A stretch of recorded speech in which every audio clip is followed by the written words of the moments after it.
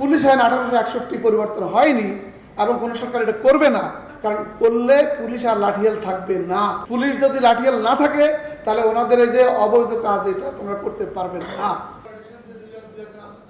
পুলিশের সংস্কারে ধীরগতি নিয়ে সংস্কার কমিশন সহ রাজনৈতিক দলগুলোর সমালোচনা করেছেন রাজশাহীর অতিরিক্ত মহাপরিদর্শক মোহাম্মদ শাহজাহান।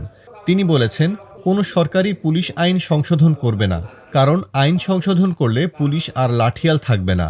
২৬ এপ্রিল শনিবার বিকালে চাঁপাইনবাবগঞ্জ শহীদ সাটু হলে সুধী সমাবেশে এসব কথা বলেন ডিআইজি মোহাম্মদ শাহজাহান।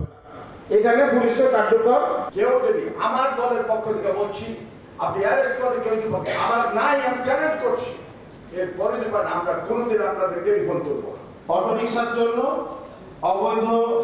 জেলার সার্বিক আইন শৃঙ্খলা পরিস্থিতি নিয়ে চাঁপাইনবাবগঞ্জ জেলা পুলিশ এ সুধী সমাবেশের আয়োজন করে। এতে প্রধান অতিথির বক্তব্য রাখেন মোহাম্মদ শাহজাহান। তিনি বলেন, পুলিশ সংস্কার হোক, আপনাদের এই সমাজের যত মানুষ আছেন আপনারা কি চান? এটা চান না। আজ পর্যন্ত না আমাদের জাতীয় পর্যায়ে স্থানীয় পর্যায়ে পুলিশের সংস্কার বিষয়ক কোনো আলোচনা অনুষ্ঠান, পুলিশকে প্রচলিত আমলাতন্ত্রের বেড়াজাল থেকে মুক্ত করে একটা স্বাধীন সংস্থা হিসেবে প্রতিষ্ঠা করা আপনারা চেয়েছেন? চান নাই। বাংলাদেশের অধিকাংশ আইন পরিবর্তন হয়েছে, কিন্তু পুলিশ আইন 1861 পরিবর্তন হয়নি এবং কোনো সরকার এটা করবে না, এটা নিশ্চিত থাকতে পারেন, যে ক্ষমতা আসুক। কারণ কেন করবে না? কারণ করলে পুলিশ আর লাঠিয়াল থাকবে না। পুলিশ যদি লাঠিয়াল না থাকে তাহলে ওনাদের এই যে অবৈধ কাজ এটা তোমরা করতে পারবে না।